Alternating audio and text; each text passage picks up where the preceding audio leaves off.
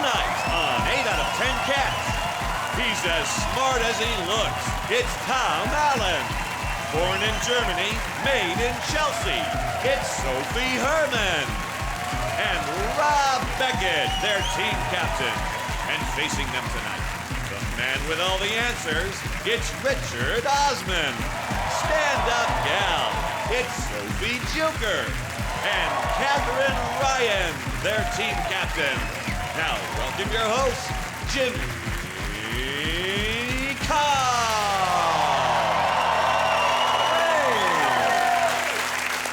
Hello and welcome to 8 out of 10 Cats, a show about opinion polls, surveys and statistics. Did you know, for example, the average amount of money left by the Tooth Fairy is 88 pence? And that's because she was made bankrupt by Rob Beckett. Yeah, we're going in early.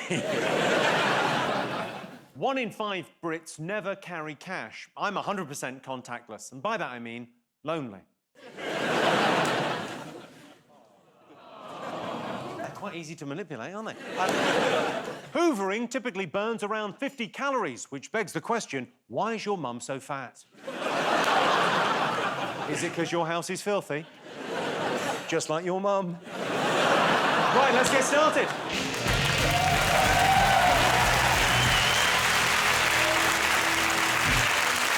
What are you talking about? That's the name of our first round. This week, it's our panellists' job to guess the most talked about people of the last year. Rob's team, who do you think the nation have been talking about? Greta Thunberg. Thunberg, the old Thunberg. Head of climate change. Yeah, she's sort of in charge of climate change. I bet her recycling is absolutely on point. I reckon she rinses out the peanut butter jar. That is a tough job.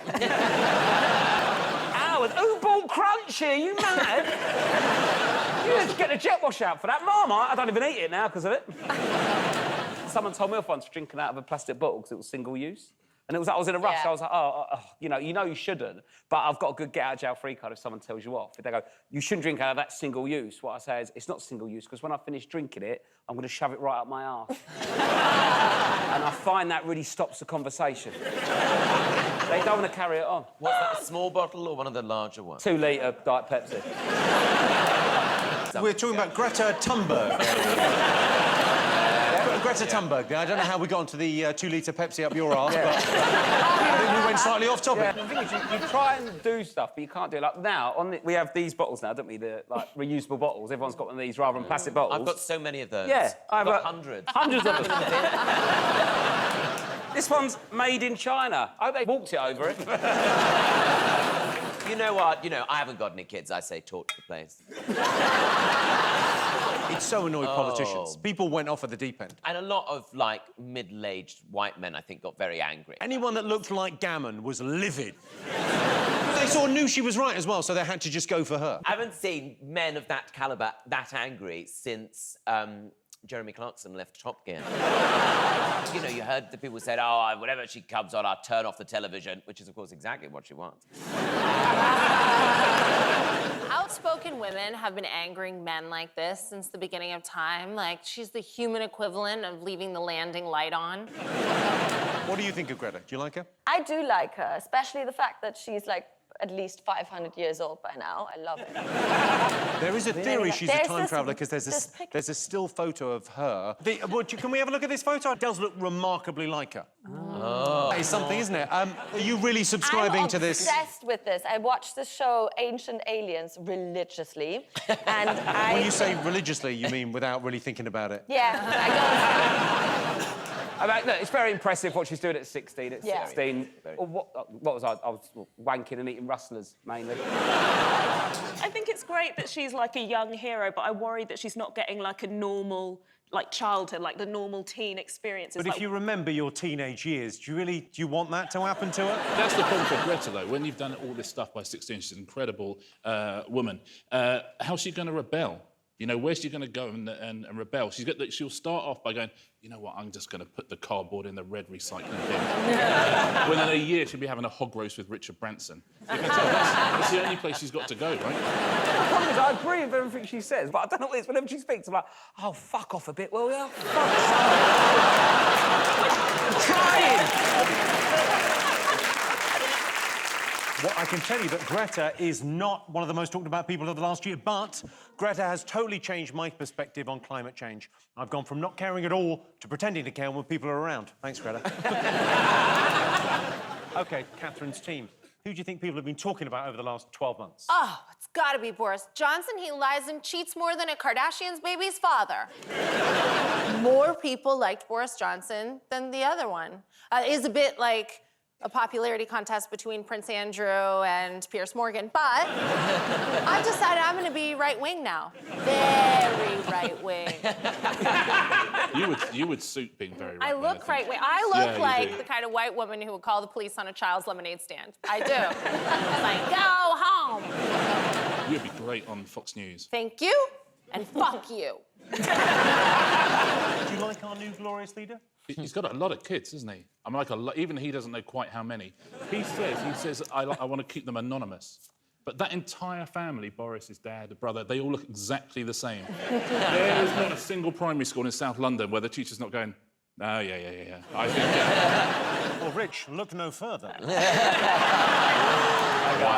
I only found out recently that his full name, it's Alexander Boris de Pfeffel Johnson. He's a man with more middle names than morals. He pretends to be bumbling, but he's really sinister. Like when he did the Love Actually thing, where he went to that woman's door and knocked and was like, please vote for me, I'm a good guy. I was like, if Love Actually was like a Tory Love Actually, like a Brexit Love Actually, it'd be terrible. It'd be like that first scene at the airport where everyone's crying, but instead of arrivals, it's departures. Like Sajid Javid would have this maid that learned English for 8 months and then he'd still deport her. Boris, he's so posh, he sounds like an old motorbike. But when he talks, like...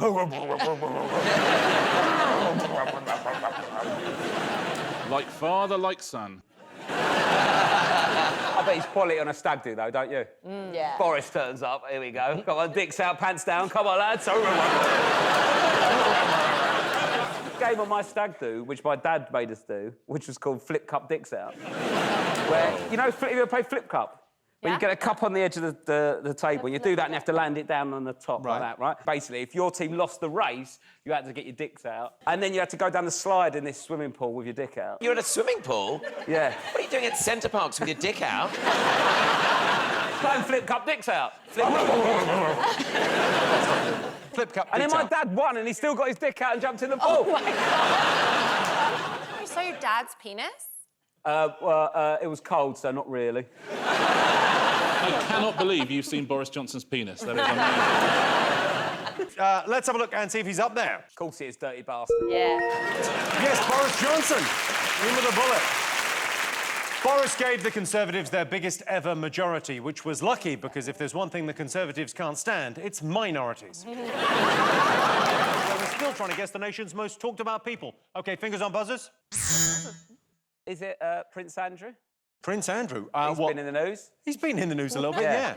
He's been knocking about. Because of the controversy, he's retired from public duties. I don't know what he actually did apart from walk around parks and pedos. Yeah. The whole way through that interview was extraordinary. He had all the misplaced confidence of a lettings agent on episode 1 of The Apprentice. Just a bit beforehand, he told his press secretary, I've smashed this. Absolutely gonna smash it. The crux of the thing is, grown men really love the idea of a much younger woman, and I can't believe that's still a scandal. I think it's wrong, but is it unusual? No. When I was 17, I was banging the 31-year-old prom security guard, and he wasn't even powerful. He could get me just closer to the keg. I think his daughters are just innocent victims, because imagine, I've got an embarrassing dad. You know, when your dad, just an embarrassing dad. Yeah, Flip Cup Dicks Out, Dad. I would be so gutted as well because, like, he was just like, it was very unusual. I was at home with the children, and the one time Which children? he drove you to a birthday party was because he needed an alibi.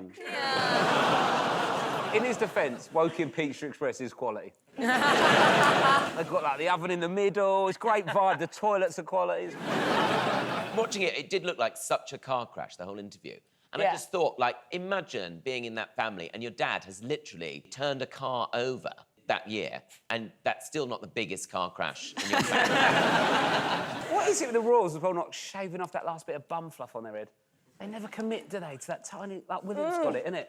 It looks like an arse. Just shave it, I say.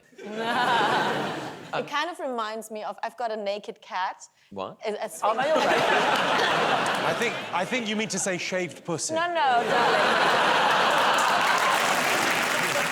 Anyway, he's a Sphinx cat. Got a Sphinx cat. Yeah. So they're totally hairless cats. Totally hairless. I'm obsessed by them. Really? His They're name amazing. is Mr. Chow. And once I brought him into a cattery. I picked him up 2 weeks later over Christmas, and he came back with a Prince Andrew like peach fuzz all over him. I had to like wax him down, shower. Wax him? Yeah, it was awful. So the cat that you The had... cat was freezing, and basically the animal instinct made him develop peach fuzz. Just like Prince Andrew.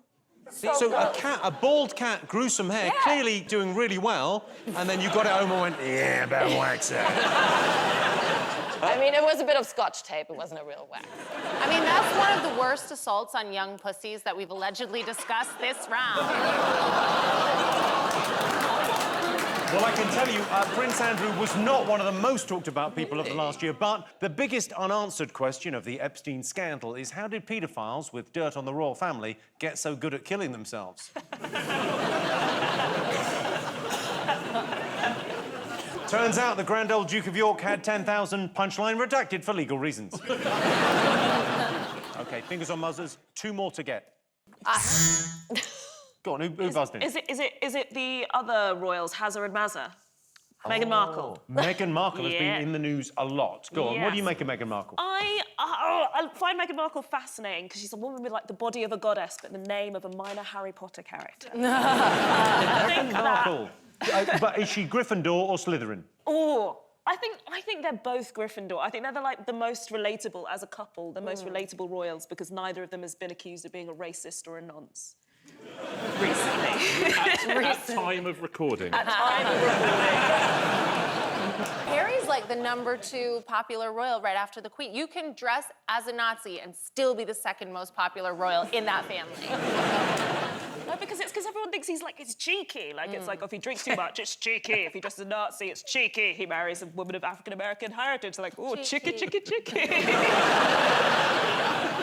So, what do you think, Rachel and Meghan Markle? She's getting given a horribly hard time by the press. Yes, she is getting... I think it must be very, very weird being Meghan Markle. I'm thinking that thing of when you meet someone famous, it's really weird. And at some point, she met the Queen, right? She must have met the Queen for the first time. That must have been so weird.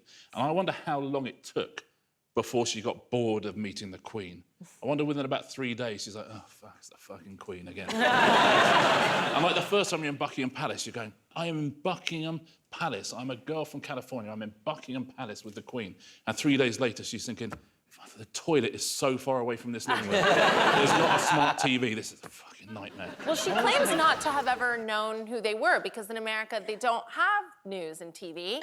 But I think it would have been way more romantic if she just said, yes, I targeted him from a young age. I watched the funeral, I saw him walking behind that coffin, and I thought, that ass, though, Well, did you have a thing with Prince Harry? Absolutely not, no. I thought you tried to climb that. all of these nights I spent in Mahiki. What a waste. Should have been in Pizza Express. I know. I would have gone for a young William. You would have Young gone for the Wells was future hot. king. Yeah. Yeah. All of your royals are already German, so apart Yes. from Meghan, so I might as well mince in. I might as well mince in, like people don't say. Say I would just mince in, to the royal family. I'm just like one of them. I wonder, was Meghan Markle's life better before she was in the royal family? Because Her life like the was press have definitely better. turned on her for not showing us pictures of the baby day one. She was treated so badly. I mean, on Remembrance Sunday and stuff, they made out she didn't put the wreath down right. I mean, she didn't do anything wrong as far as I could tell. It wasn't like she was hula hooping with the wreath. You're going to remember this. And she did the interview and someone said, how are you? And she just responds as a normal human being and says, oh, well, thank you for asking. Actually, I haven't been asked that very much. And people are like, oh, who does she think she is? To be fair, they were in South Africa with a 4-month-year-old. What an holiday that is. Do me a favour, you don't take a 4-month-year-old Dorset, never mind South Africa. 12-hour flight and the jabs. No wonder you're stressed. I'd be fuming. And they love as well to sort of stir up this thing about the sort of rivalry between Meghan and Harry and William and Kate, don't they? And you just go, well, you don't know if that's true. I mean, all families have that kind of cousin thing, don't they? Like, can you believe it? Your cousins, they're going to go to South Africa for their holiday this year. Oh, I mean, I like her, but she takes the piss, doesn't she? And, you know, there's going to be all them pictures on Facebook. Is it my legs or is it hot dog sausages? You know, I don't know. And, you know, maybe there's a bit of that, but I don't know. I just think there's a lot. They're just sort of going for them for the sake of it. No, the British press hate her for one reason and one reason only. She took the only viable ginger cock off the market. OK, well, let's see if Meghan Markle is up there. Yes, it's Meghan Markle. Meghan Markle has unfairly got a reputation for being a bit of a diva, but royal insiders say she's only ever made one demand. Don't leave her alone with Prince Andrew. As we're talking about royalty, time for a quick royal bonus round. Rob, Catherine, come join me in the middle to play What Colour Hat is the Queen Wearing? What colour hat is the Queen wearing? Good luck. OK, so the rules are simple. You've just got to tell me what colour hat is the Queen wearing. OK, so What colour hat is the Queen wearing?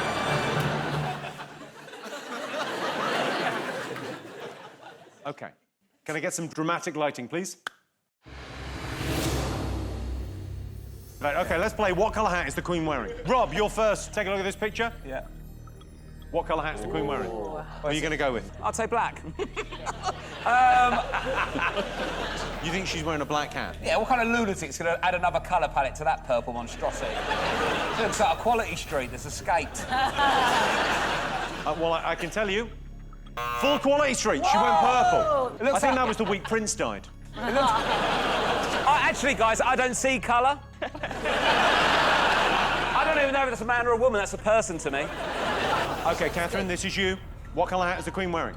Oh, gosh. Oh, I really needed to get this right. So, I think she's wearing, like, maybe a green? You think a green hat with that outfit. Let's have a look.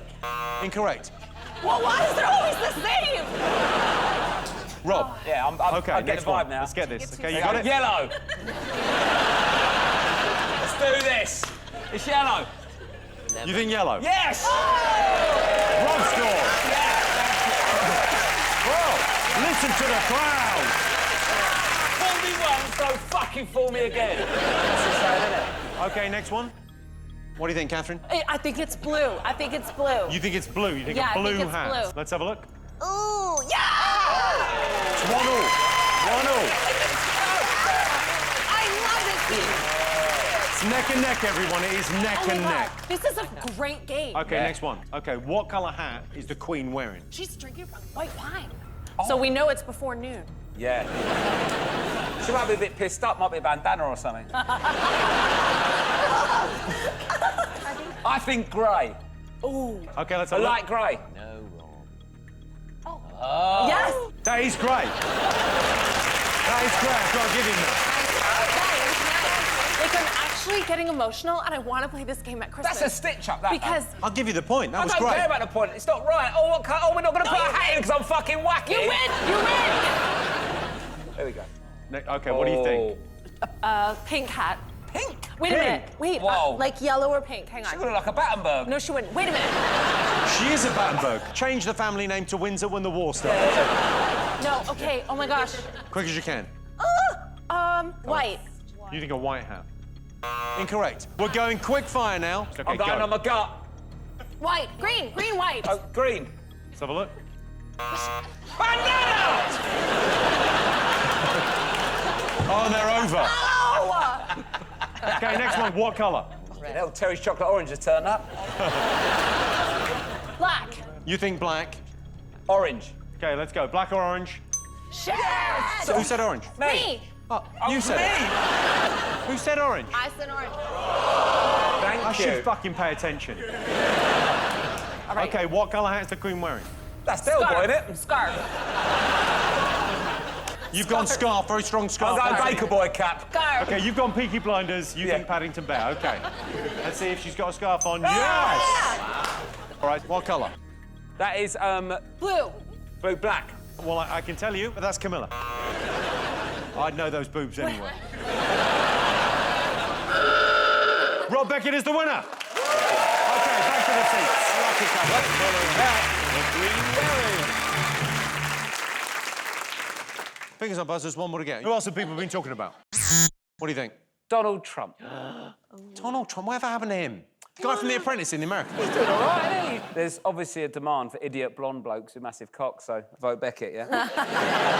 I think that Trump let me down this year. You know, he peaked too soon with the crazy, and he just didn't have the momentum and the stamina. He's getting done, what, for collusion? Like, Bill Clinton got done for getting sucked off by an intern. That was hot. Trump could have done a little bit better with his impeachment. Just regular, boring collusion. Underwhelmed. 2 stars. 2 stars. Sophie, I mean, I'm guessing you're not a huge Trump fan, that's my guess. I'm not a huge Trump fan, but I do like the drama that he has with literally everyone else on the globe. So, like, Greta Thunberg, also Justin Trudeau. When he was here for NATO, he was like, I don't like Justin Trudeau, he's two-faced, which is actually accurate because Justin Trudeau has 2 faces, his white face and his black face. I think Trump's holding back. I think, like, going into his 3rd term, he's going to show, like, it's going to be like Return of the King. He's going to, like, come back with a whole undead army, like lots of crazy racist pensioners. There is talk about a 3rd term because he's already saying, oh, we should change the rules. He's not going to serve a 2nd term. That's the good news, Trump, I'll tell you that. But it's going to be terrifying if he does lose. He's not going to be a good loser.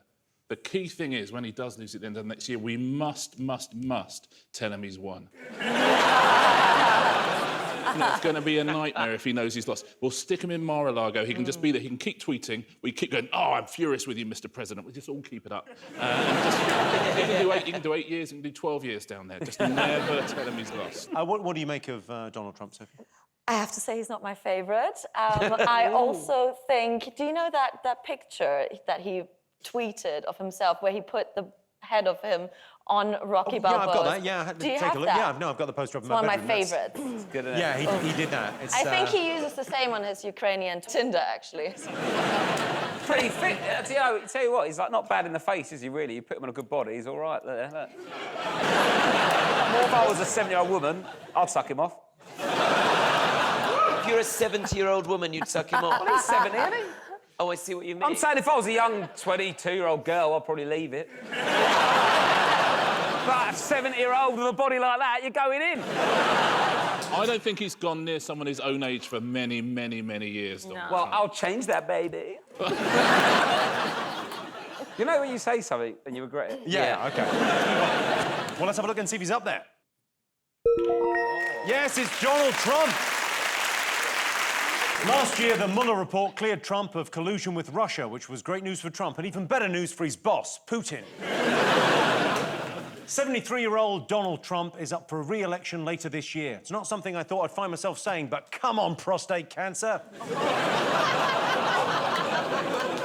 So those were the most talked about people of the past year, but let's not forget Stormzy. At Glastonbury, thousands of working-class people saw Stormzy wearing a stab-proof vest and thought, what a powerful message. And thousands of middle-class people saw Stormzy wearing a stab-proof vest and thought, what a beautiful gilet. John Bercow. As Speaker, John Bercow was meant to be impartial, but he took more sides than your mum ordering a Nando's. Jeremy Corbyn. Jeremy Corbyn was accused of racism, but let's be clear, the only thing Jeremy Corbyn hates more than anti-Semitism is apologising to Jews. So at the end of that round, Rob, Rich and Sophie have 2 points. Catherine, Sophie and Tom have 2 points. So our next round is Pick of the Polls. Rob, Tom, Sophie, what do you like the look of? What about the geezer with the top hat and... Geezer with the top hat, OK. Here is your related question. Most people are more likely to trust someone with a posh accent. True or false? What do you think? Oh, is this basically asking people if they trust Rob more than me? Like, for me, a pony is something you might ride, but for Rob, a pony is something that somebody might owe him in money. I think Rob would still ride it. Rob would charge you to ride it at the beach. But Tom and Rob, didn't you guys go to the same school? Yeah. Yes. He's a fraud. No one spoke like that at our school apart from you. Apart from me. And look at me now. You're on the same show as him. What do you think? Because you've got a... As long as it's German and posh, I'm all for it. And I believe anything. We just don't have it. Every Canadian person has the same accent. And we're a huge country. But here, you do this weird thing. Like, even Scottish people, if they're posh, sound like Tom. And if you're from Birmingham, but you're posh, you sound like Tom again. And I just don't understand, like, does HMRC just send you a letter with your tax band being like, oh, good news, you get to talk this way for a year? Like, I don't. The thing about Britain is, it's like, to try and explain to people, like, the idea that you go 20 miles and people have got a totally different accent. Yes. It's sort of incredible, whereas... But America and Canada are both newer countries, so I'm sure there are different accents there, but those are the native peoples that you killed. I didn't kill them! You didn't save them. True. Sophie, what do you make of the accent? Oh, well, I was going to say that in North America, people always give me the same compliment, which I find very coded. They always say that I'm well-spoken. They're like, oh, you're so well-spoken. And I think that people in North America think that black women just shoot out of the womb with a vocabulary completely made up of sassy grunts and Bible verses. Yeah. They only say things like, and child, and Lord Jesus. But I think you trust the posh accent, but you don't necessarily trust the, like, morally bankrupt person that it's attached to. Don't look directly at me as you say. Rich, I mean, we're a very sort of class-conscious country. It's just one of those things, isn't it? What do you think? That's right. I mean, listen, what Catherine's saying is right. All of my family talk like Rob, apart from my mum, who talks like the Queen, because she wouldn't talk like the rest of the family. And so now I sound exactly like a cross between Rob and the Queen is how I speak. If the two of you mated, your child would talk like me. I'm keen to find out if that would be the case. Talk about a miracle baby. Yeah. Pop the Queen's head on Adrian from Rocky's Body, I'm ready to go. So then, are there people, like your mum, chooses to talk that way? My mum chose to speak differently, so she was able to better herself, which is what you would do in the 60s. People will slum down their accents these days. That's the truth. People will try and talk a bit more like Rob, believe it or not. Whereas in the 70s, everyone tried to talk a little bit posh, if they weren't posh. So you guys are walking around, like, just doing accents? Yeah. So what do you think? Let's get some answers on this. Most people are more likely to trust someone with a posh accent. True or false, Rob? Oh, I think, like, telephone voice, isn't it? It's like true. Yes. People do put it on, especially strangers, so... Oh, true? Yes. Yeah. When I pick up the phone, I have to put on your voice, but yeah. All right! Yeah. You've got to stop picking up the phone in my house when I'm not there. OK, so they said true. What are you going to say? Let's go false, shall we? False. We say false. OK. Well, I can tell you the answer is false. Yeah! Well done, Richard. Only 27% of people would be more likely to trust someone with a posh accent. People have different accents in different places in the country. People from Liverpool have a Scouse accent. People from Newcastle have a Geordie accent, whereas I speak properly. OK, so at the end of that round, it's 2 points to Rob's team and 3 points for Catherine's team. And the winner is the name of our final round. Here's your first one. Best thing about being single. Is that what we have to do? Buzz in. What, when you're single? Yeah, I'd say Yeah, so. thank you. I was in a restaurant and the very handsome waiter came up to me and said, "Are you single?" And I said, "Yes." And with that, he took the other chair away. No, Tom. Oh. No, you can now self-partner. This is It's the what new Emma thing. Watson said, right? Yeah, Emma Watson said, I'm going to self-partner. Yeah. And you can't really do that when you're married, like in the shower if you're quick. Yeah. Does self-partnering's an unfortunate phrase? Because I know what she means. She's going, I'm enough, I don't need to be in a relationship, but it sounds like she's fiddling around in a chamber of secrets, doesn't it? No, I was going to say, sometimes I walk down the street and, like, I'll see a couple and they'll be wearing the same coat and I'll think to myself, well, it would be nice to have somebody to hate that with. I completely get what you mean. Are you single? I'm currently single and I hate it. Do you? I do hate it, but I love to sleep like a giant X in my bed. You can't do that with someone else. Wouldn't it be amazing if at the end of this show, Sophie and Tom got together? Yeah. Wouldn't that be You never amazing? know, right? That would be so great, girl. To be honest, if I was going to marry a woman, it probably would be somebody who's like a German heiress. I think you should consider it, Sophie. A gay husband would be fab. I think that would be fucking amazing. Thank you. I think that's the secret to happiness. So, best thing about being single. Is it having more time to spend in your hobbies? Hobbies. Related to that, having Having more sex time. with lots of other people. Which is also one of my hobbies.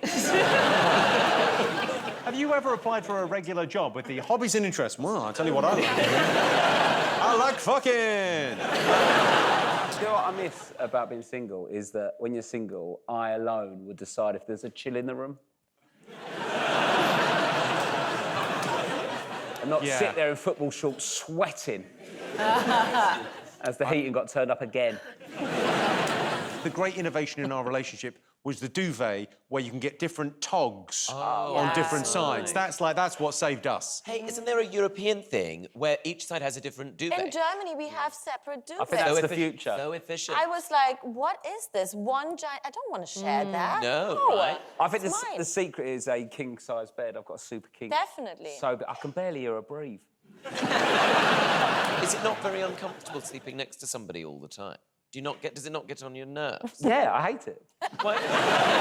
Because if you do sleep in another room, it makes you look weird. And also, if you creep in for sex, it's like a weird prostitute that lives next door to your house. Richie Rich, you're in a The relationship. worst thing about being a couple is you have to go out with other couples. Like, if it's just you just go out with your friends. You literally choose whoever you want to go out with. And in a couple, you have to... There's, like, this sort of one-step removed thing where you find yourself in an evening, not only with someone who's not really your friend, but is your partner's friend, but then also the husband of the person who's friends with your partner. Yeah. And that can be awful. And you're aware they're going to be watching this? Jimmy, a certain type of guy knows, right? A certain type of guy, he knows he's boring.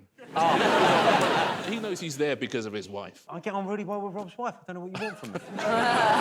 She is delightful, isn't she? But that house, so cold. I'll tell you what, though, nice duvet. Lovely dude. It's also good to be in a relationship with somebody who's good at pretending to be ill, so you can leave quite early. That's because I'm quite bad at pretending to be ill. But if you're with someone who's good at faking illness, you can literally leave at 9 o'clock if you want to. So you just want like a Munchausen's girlfriend Munchausen's girlfriend. to bring around. .com. It's like, I think I have cancer again. Let's go. OK, so what's the best thing about being single? What do you think? Genuine guesses. Is it the amount of space you've got on your phone? Because you don't have to take 5,000 pictures of your partner with food. Yeah. Is it blowjobs are still a possibility? Or you don't have to hear their annoying snoring noises, sorry. Yes. Snoring. Snoring noise. Snoring. No, they make me so murdery. I want to kill everyone that snores. They make me so murdery. Oh, I should stop it. I'm a little bit murdery. My favourite German word is Schatzi. Means Schatzi. treasure, right? Yes, exactly. Schatzi, danke, Schatzi. Bitte, Schatzilein. Da, Schatzi means treasure. Say, I'm feeling a bit murdery, Schatzi. I'm feeling a bit murdery, Schatzi. Or if you want to get out and go into a party, I'm so sorry, I've done a little Schatzi. You're quite fit when you do that. I quite like it. Yeah, I'm feeling weirdly drawn to you right now. So. Stop it, you, danke. I think I might be gay in German. My issue is I can't do a German accent without sounding a little bit like, oh, I'm feeling a little bit murdery. Perhaps that's what started it all. Perhaps none of them could.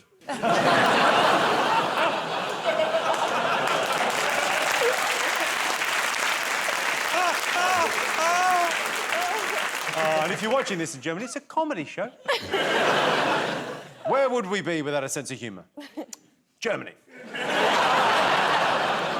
OK, best thing about being single. Come on, someone's going to get this. Being single is good because you're, like, invited more places. You're an ingenue. I only got invited to your house to play Wink Murder because someone canceled. If I was in a couple, I would have been at home, not enjoying a game of Wink Murder. It was just me and her, and she was murdered. I was feeling very murdery. I know I shouldn't, but I like it. Very good. I think I'm just going to do that voice now. You're so really happy about when you do that. You come alive. And it really matches your laugh as well. You're like, I'm feeling a bit murdery, Schatzi.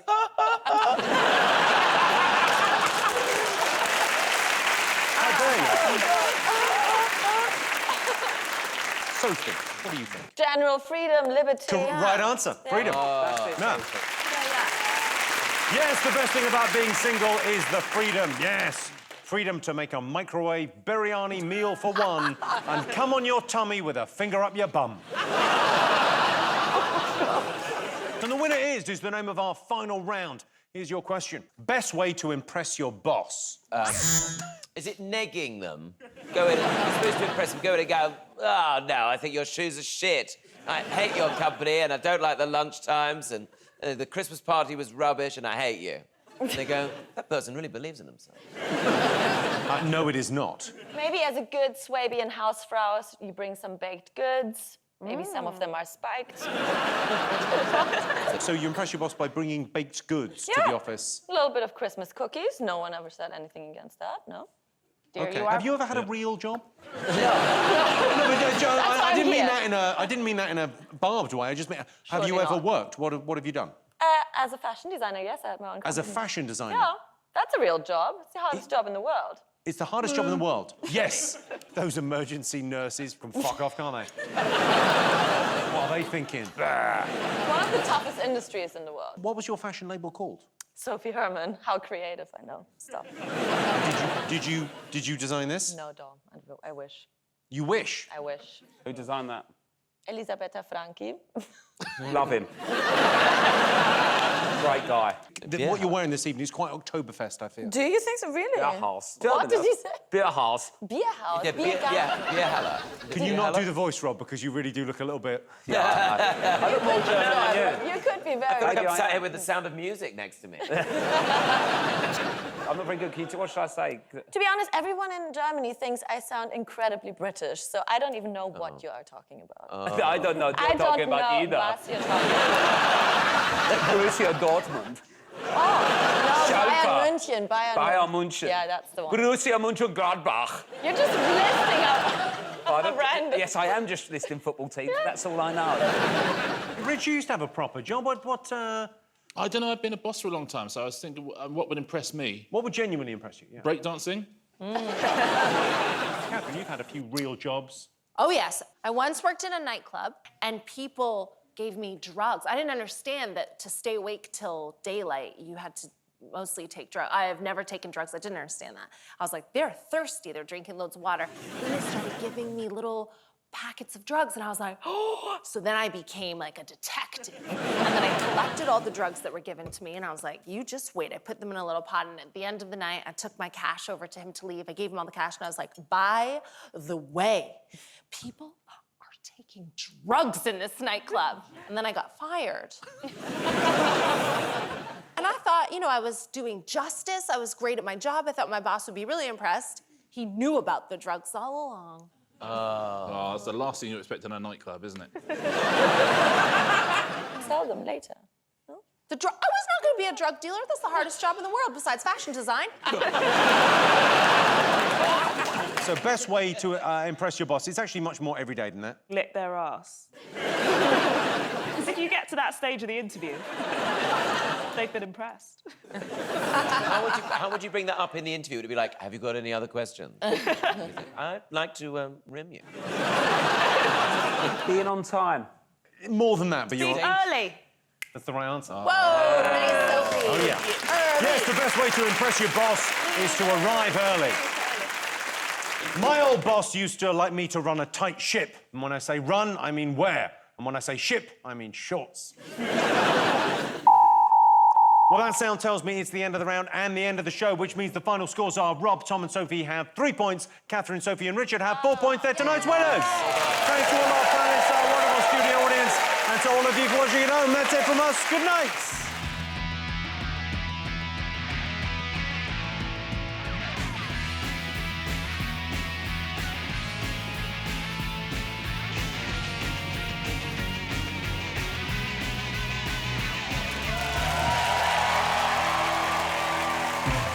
Tonight on 8 out of 10 Cats, Bish Bash Swash, it's Joe Swash. We're crazy for Maisie, it's Maisie Adams. And Rob Beckett, their team captain. And facing them tonight, she's the one to watch, it's Angela Scanlon. Stand-up guy, it's Jamali Maddox. And Catherine Ryan, their team captain. Now, welcome your host, Jimmy Carr. Hello and welcome Welcome to 8 out of 10 Cats, a show about opinion polls, surveys and statistics. Did you know, for example, 2/3 of human communication is by gesture, not speech? Sounds about right. People are always waving at me. All right, Jimmy? More than half of Brits enjoy meat substitutes, or as they're more commonly known, dildos. And 63% of British women say size does matter. So if you're a man with a small penis, little tip, and little shaft, I'd imagine. Right, let's get started.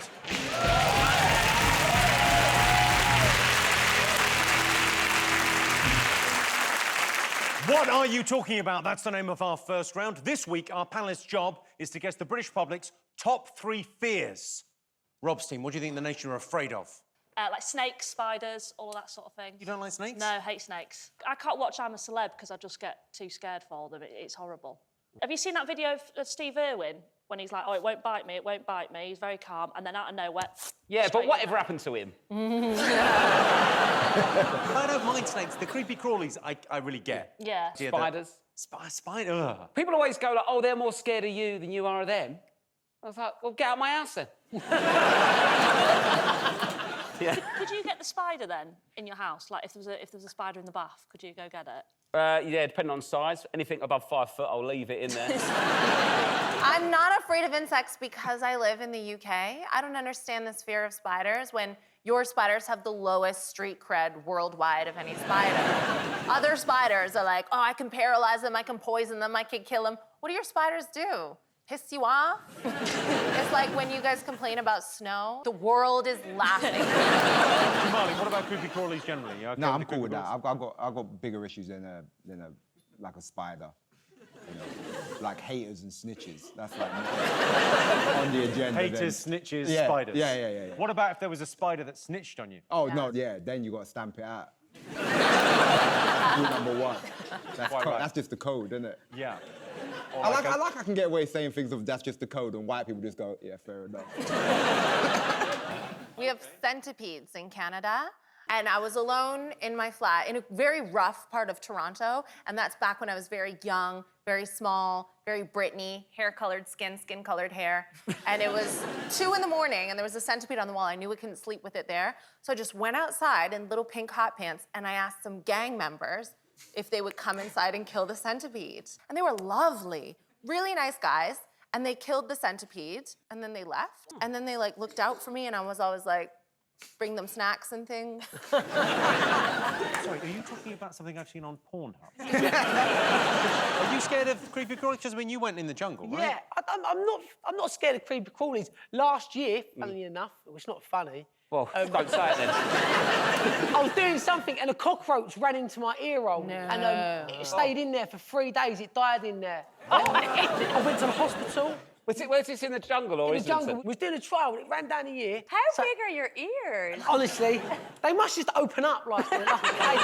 The thing is, what you've got in there is a brain. Whereas his goes straight through. Anyway, the bug went in and the hospital couldn't get it out of the ear for 3 days. And like literally, it was like my party trick for a little while. I'd do this and then you'd smell, and it smelled like death. No! Oh, what a party trick! Can I have some of that? I lived in Australia for a year, and there was quite a big group of us in Sydney, and there was cockroaches everywhere in our house. And so instead of, you know, clean the dishes, which maybe was an attraction for them, we would just collect all the cups and just put them over the cockroach so that they could stay there underneath the cup, and then we would, you know, just go about our business dodging these multiple dozens of cups with dead cockroaches underneath them. Okay. Sounds like the bottom deck of the Titanic. It felt a bit like that, yeah. But they weren't smelly, so I don't know what happened in your ear. One was dead. Yeah, okay. 3 days. What was the cause of death? I think boredom in there, probably. What? You know I love you. You idiot. OK, let's have a look and see if creepy crawlies are up there. Yes, it's creepy crawlies. On I'm a Celeb in 2018, Joe Swash was taken to hospital when a cockroach lodged itself in his ear. It was one of the worst experiences of my life, said the cockroach. So So not scared of creepy crawlies. What about a rat? I heard rats are pretty smart. I don't love rodents. I don't want anything in my house that's uninvited. Take a look at this guy dealing with a rat in the bathroom, but really watch out for the cat.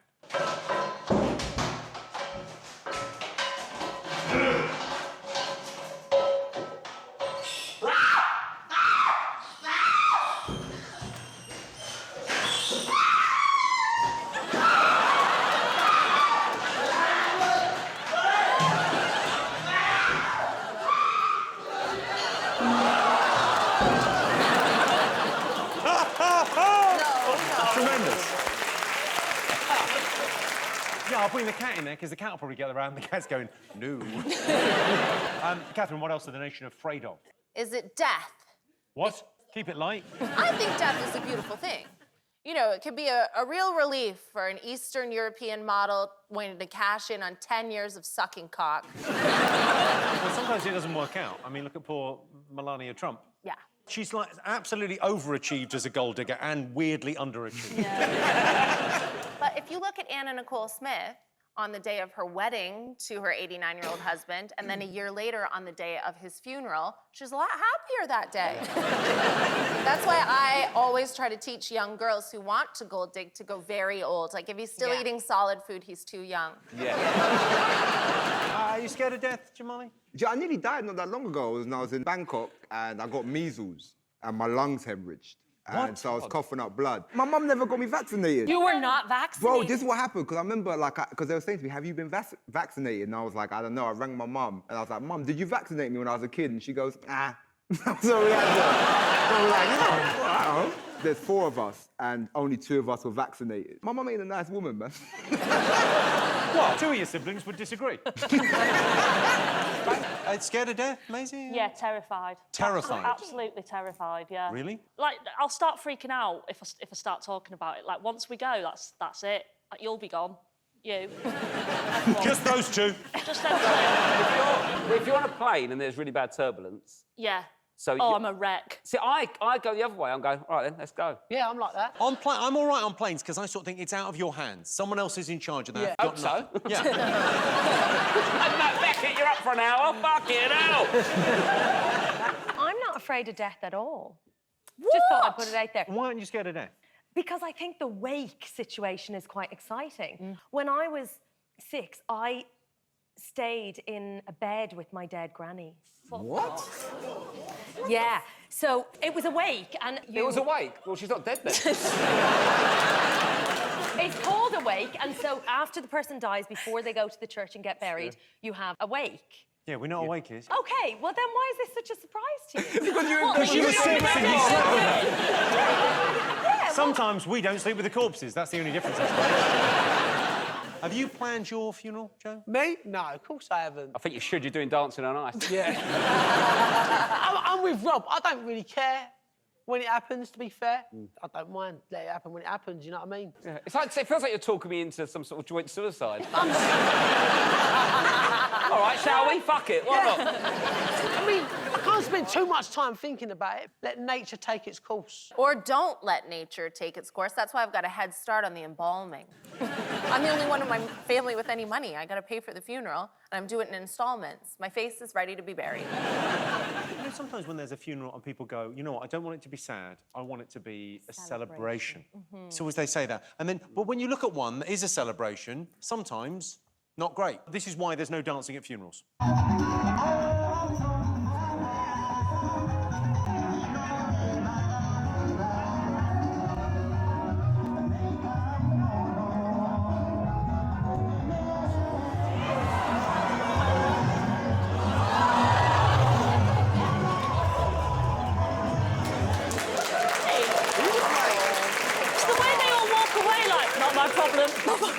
Yeah, the walking away is remarkable because one guy stays there and goes, so what have we done? And the others just walk away like, not my fault. They got far too cocky because there was the little bounce. And then they started doing this whole, like, trying to get it round the shoulders. Like, they were going to start doing keepy-ups with it. Also, I mean, super simple lesson, nail it shut. Yeah! I mean, mean, that's not half as bad if you've nailed that shut. Nailed it shut is such a horrible term. So imagine you work as a funeral director. Right, do you want to nail it shut? Nail it shut, it's 80 quid. If you do nail it shut, you can guarantee that Angela won't climb in and try and hug it. It's worth it, it's worth it. Well, let's have a look and see if death is up there. Yeah, it's death. My nan actually died of a heart attack, and I'll never forget it because it was the same day I bought her an air horn. We're still trying to guess what British people are most afraid of. OK, fingers on buzzers. Rob's team. Ghosts? I ain't afraid of no ghosts. No. Not compelled to say that. Do you believe in that? Do you have any sort of... No, I don't. You do, though, didn't you? I mean, there's bits of it that I believe and there's bits that I don't believe. You know what I mean? But Do you believe in ghosts? That bit. No, I believe... If there was ghosts, then it'd be overpopulated. There'll be ghosts everywhere. You know a stopped clock is right twice a day? Such a good point. It's a good... But there'll be loads If there were of them. ghosts, there'd be ghosts fucking everywhere, yeah. All over the shop. But no one proper, like, clever or successful sees ghosts. It's never like Bill Gates goes, do you know what, I saw a ghost the other day? So it was like Colleen Nolan on Loose Swimming going, I was visited by a spirit. And do you believe in this? Yes, I really believe that there are spirits and shit happens that is unexplainable. OK, tell me something that's unexplainable and I will explain it. Go ahead. OK, so last night I was in bed. Right. And I had a dream. I thought I was going to be murdered by this man who looked like a Ken doll. He was my Uber driver in the dream. He kept muttering things to me and he kept telling me about discussion that I just had on the phone. So I knew that he was in my head. So I woke myself up and my body was freezing cold. Oh. And then I went back to sleep and then I felt a cold breath on my face. Have you been paying your bills? Pardon? Have you been paying your bills? Yeah, I think the unexplainable Joe Swash. You might have left the window open. Yeah. OK. Jamali, do you believe in ghosts? No, I don't believe in none of that shit. I got like all my family into all this wacky shit. My grandma like believes in it. She does all that Luigi board stuff. Luigi board? She does all that Ouija. Luigi board. It's like Mario Brothers and a Ouija board. Ouija board. All sat around a table, green hat on, overalls, back. Give me a mushroom. The signs of a haunted house, though, are like the smell of decay and like rotting food, dodgy electrics, like stuff going missing, and then apparently like people wake up between 3 and 4 a.m. with like an overwhelming sense of dread. That's not a haunted house, that's a student house. Ghosts are very particular about consent. So unlike men who are alive, they only reveal themselves to people who want to see them. Yeah. And like even in my house, I go around sometimes at night and I know I closed all the cupboards, but all the cupboards are open. Like I hear strange noises at night and then sometimes I can feel like a heavy weight in the night trying to have sex with me. And then that's when I realized I just got married. Tell you what, right? I've done a ghost documentary years ago, and I stayed at this fella's house. He's an old geezer called Fred. He lived in this place called the Rams Inn. Yeah. I had to stay there one night, and he reckons that there's a certain ghost called an incubus. Incubus. Incubus. What? Incubus. You heard of this? It's a ghost that tries to have sex with you. Yeah. And then there's a succubus. Yeah. Succubus, yeah. Yeah, I think that's self-explanatory, that one. But yeah. But yeah, no one tried to do nothing to me, so I was pretty... Insulted. They weren't interested in me at all. What you should have done is I creeped in and suck off Fred and really... Great prank, Rob, great prank. Oh, we're right, laugh. I just sucked Fred off, he feels a ghost. Quality. Lads. Yes, oh, Jesus, I'm not out Who's running who now, Fred? Rob and Joe, ghost hunters. Just going around the country sucking people off in haunted houses. Well, I can tell you ghosts are not up there, or indeed up there. The thing is, my house is built on a burial site. I mean, it wasn't when I moved in, but now. OK, one more to get, fingers on buzzers. What are people scared about? Is it losing your phone? There's quite a lot of anxiety around this now. People really feel like it's an extension of self. Do you worry about losing your phone, Joe? I lose my phone quite a lot, to be fair. But for some reason, my phone's always worked their way back to me. I'm generally pretty lucky. Lucky? Yeah, you got a TV career. Look at you. Come on. You dick. I can't help myself. He still gives out his... You still... Yeah. If anyone wants his phone number, he gives them his mum's landline. Yeah. Who rang your mum? Remember... Fatima Whitbread. She had Brendan from Coach Trip phone her the Oh, other it's day. that pantomime agent getting... Yeah. Catherine, are you addicted to your phone? No. I mean, I like my phone. I use my phone. I've never lost it. I turn on everyone I know, find my friends. I know their whereabouts. I've put a GPS on my daughter. Didn't even tell her. Quick injection in the back of the neck when they're asleep, isn't it? People aren't properly addicted, though. It's not the same as proper addiction, is it? Addicted to your phone. If you was addicted to your phone, you'd be like sat on a piss-stained mattress at King's Cross. Suck someone off for a 2-minute scroll of Instagram. For a text. The ghost hunters are back with a phone. I want to refresh Twitter. Just free clips on YouTube. The blowjobs are getting worse. I can't wait till you two go broke enough to make us act. It's going to be the saddest, The thing is, though, saddest if thing I ever. ever did do a blowjob, it'd be more for me than them. Yeah. What could I get away with during this blowjob until they just give up on it? Until they get police stopped. Yeah, that will be my tactic in prison. All right, then. Yeah, I think... All right, I'll go, yeah, do you want one?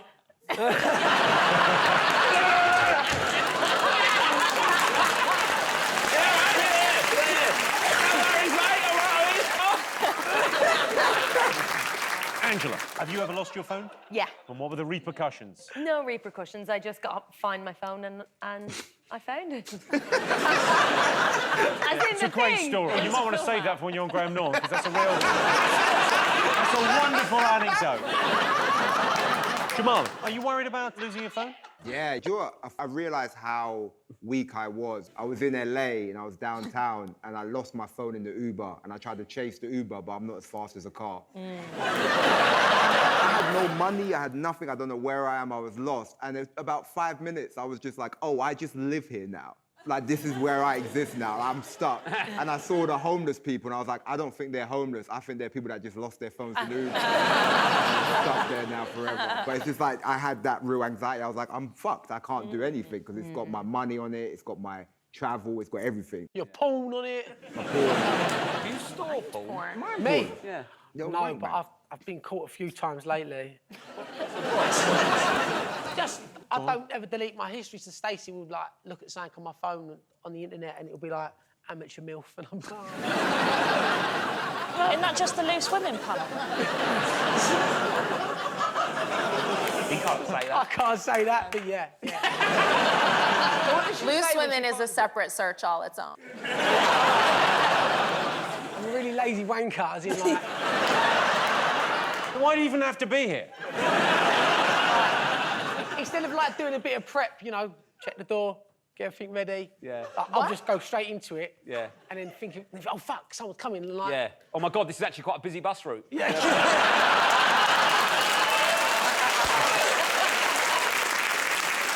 Well, I can tell you, losing your phone is not one of our top fears, but when it comes to new technology, I have to admit I'm a little bit behind the curve. I only found out my pager had stopped working when I read about it on CFAX. OK, so what else are people frightened of? Fingers up, buzzers. Like, end of the world, like... Yeah, do you worry about that, Joe? No, I mean... I worry more about missing out on things, so... If we're all going to die, I'm not going to miss out on much, so let's all do it together. No FOMO? No FOMO, mate. What about the zombie? What would you do with the zombie attack? I think I'd be all right. I'm quite quick. I'd stay on my toes. I think I'd just become one. Do you reckon? I'd just give in. Yeah, let's do that. It didn't take a lot of convincing, did it? Yeah. That would be a really short series of The Walking Dead. What are we going to do? Should we just be a zombie? Yeah, fuck it. Come here, boys! I can't believe, Rob, you finally got a catchphrase. It makes sense now. It it makes sense as a zombie blowjob. This is where you guys that's were what it going is. with it all along. Oh, that can't be my catchphrase. I can't sit down to zombie parents' blowjob. evening. Oh, you're the guy. Love your stuff. Maisie, scared of the end of the world? Yeah, a little bit. Like, they say that if a nuclear disaster happened, it would cause 95% fatalities within a 4-kilometre radius. But I've done couch to 5K, so I'd be all right. If they said, like, an asteroid heading towards Earth, you've got a month to live. What would you do? No recycling for a start. Yeah. I'd just launch it in my garden. So you wouldn't change anything? Yeah, I mean, just live my life as normal. What about you guys? You scared of the end of the world? Yeah, it depends how it is. If it turns to Mad Max world, like all the economy's dead, I want to go out first wave. I don't want to be eating some dead dude's arm wearing like long jackets and shit. Well, you're worried about the fashion choices. Yeah, like the dust, and you gotta wear those like goggles and stuff, and you gotta Yeah. ride on like a quad bike. I don't want to do all that shit. Now, if it looks like the end of the world, we are going to need alternative food sources. So I've got some snacks here, which are alternative protein sources. So I've got nachos for you. Do you want to grab those? Love nachos. And they're with crickets. No. Apparently they're, well, not delicious, but edible. Oh, There you go. Joe, you've been here, done that, right? Yeah, I mean, I don't need to do it again. You won't see me do it. Oh, God. Oh, yeah. Oh, I hate jalapenos. Let me... Hey, Jim, shall I feed Beckett? Yeah, feed That's Beckett. too many. Come, Beckett. Go on. That's too many. Oh. Go soak him out. Were you trying to catch them there? You really lunged at it. Oh! Are you going to try one, Angela? Yeah. Okay. And this is your audition for the jungle. Is it okay? I like it. You like it? Okay. I Well, think we've got the these. worst bit about it is the tomatoes and the guac. This is cricket bruschetta. Oh, hang on. Maisie's eating gone. it, they're not eating Oh, it. wait. Maisie's gone. I'm trying to hit Maisie. If you're gonna, It's okay. Don't think about. Oh. Don't think about what it is. Just don't. Think. Oh. Hey, Maisie, I think it's all right. Still, I don't know. We ate shake loads of them. Loads of them. So, it's the legs. No. Well, you can't really feel the legs. And there's no difference between a cricket and a lobster or a shrimp. Yes, there Yeah, is. true. One lives in the sea. Yeah, no, one's they in the were field. all... I tell you what, I know David Attenborough's getting on a bit, and he's going to go someday, but don't worry, we've got Joe Schwab. Oh, well, let's have a look and see if it's up there. Yes, it's the end of the world. The world is facing a catastrophic pandemic. There have been over 2,000 cases of bubonic plague reported in Madagascar. But the good news is, Madagascar. So those were the top 3 things Brits are afraid of. But let's not forget fear of clowns. Big silly grin, bulging eyes and orange hair. Rob, are you scared of clowns? Big rubber face, silly clothes and a fake nose. Catherine, are you scared of clowns? At the end of that round, Rob, Maisie and Joe have 2 points. Catherine, Angela and Jamali have 2 points. So our next round is Pick of the Polls. Catherine, Angela, Jamali, what do you like the look of? I think we'll go for the happy man and woman looking at a laptop. OK, well, you picked the working colleagues flirting. Here's your related question. Most people would not date a colleague, true or false? I think that's false. You think most people would date a Yeah, colleague? Have I you think- dated a colleague? Bit of one-show gossip. No. You haven't? No. Angela's a model, and who wants to date a male model? Just have a wank and call it a day. Would you ever date a colleague, Jamali? I wouldn't like date another comedian because we're all psychos. Catherine, have you ever dated anyone at work? Of course, people are dating colleagues. Who else are you going to date? Yeah. A colleague, to me, is just a man with a job, and that's good enough. Depends where you work, though, isn't it? Broadmoor, no. Spearmint Rhino, yes. Catherine, you used to work in a bar. Was there any romance there? No, but I fucked the manager because I wanted to leave early.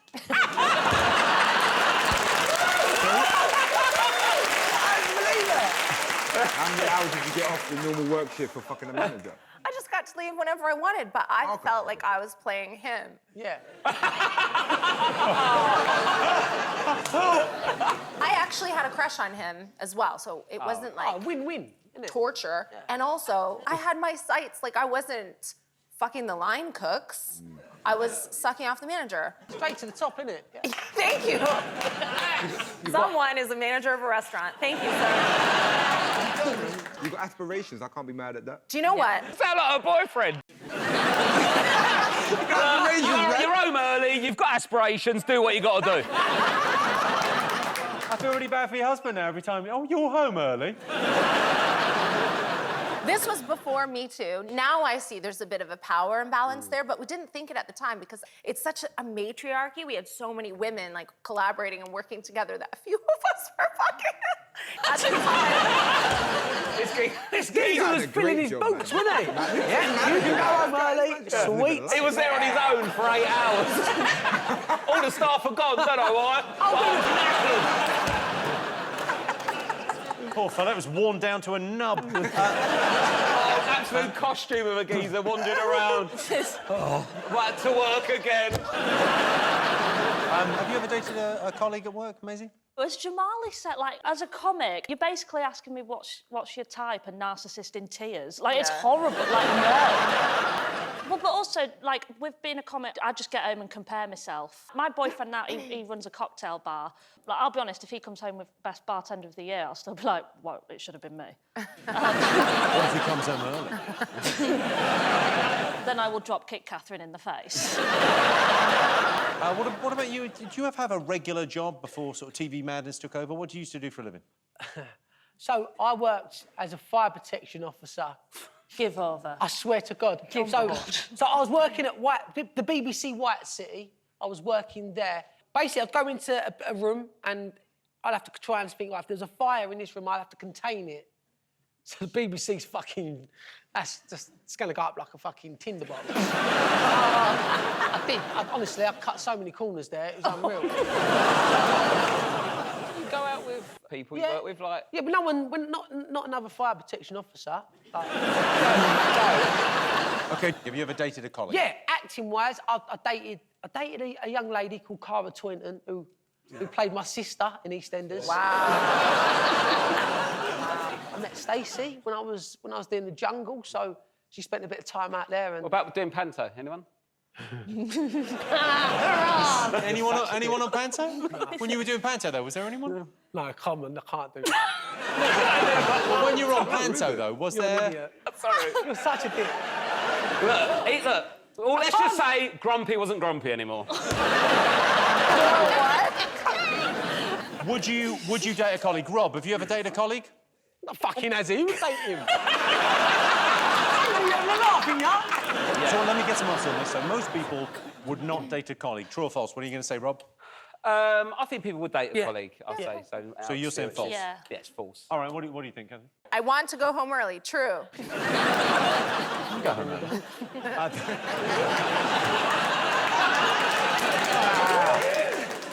OK, well, I can tell you the answer is false. 73% of people would date a colleague.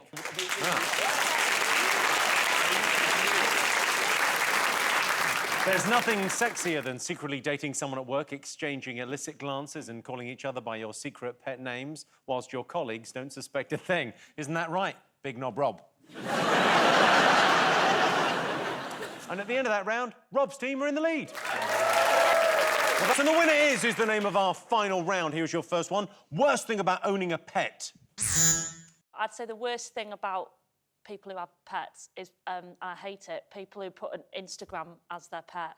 Like, they set up a profile as their dog and they speak in the first person and they say things like, walkies with my mummy today or cuddling with my human woof. Like, I just think if you're going to set up an Instagram for your dog, you should have to commit fully and get every app for the dog. Like, I want to see your guinea pig on Grindr. I want to see... I want to know your goldfish's Uber rating. Do you know what I mean? I want everything. It's when they start giving the dog a personality and views you know it doesn't have. Yes. Like, I've seen one where it's like a dog looking at the TV and it goes, I'm voting Corbyn. It's like, no, you're fucking not. No, you're not. You're a dog. You ain't voting fucking nothing. At least someone voted for him. The worst thing about owning a pet is if they run away, you know you're a real bad fucker. What was happening with you and your dog that you ran away? You think he wasn't enjoying the sex? Turns out he doesn't even like peanut butter. He's gone. I had some hamsters, and I got a mate called Nick the Greek. Where's he from? Yeah, he's from Greece. And... I went away for work and I gave him the keys to look after the hamsters, to feed them. Yeah. And he didn't. And they escaped, mate. I found one of them in the sink. It literally ate half a bar of soap because he couldn't get out the sink to survive. Honestly, it was terrible. Dentists would be delighted with him. Worst is when dogs watch you have sex. That is the worst, isn't it? Some of them can't turn the neck round that far, but when they do, it's really off-putting. He didn't fuck a dog. They made love. Yeah. Worst thing about owning a pet. Let's get some answers on this. What do you think, Catherine? I mean, I don't think it's owning a pet that's a problem. It's owning 17 pets, as I do.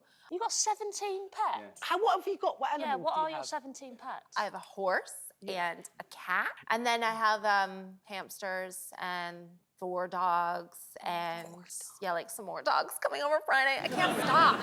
Then you go to the vet and then the vet sees, a mark and she starts to say, oh, your pet needs this, your pet needs that. I'm like, shut, my daughter didn't even know a hamster could have chemo. Shut up.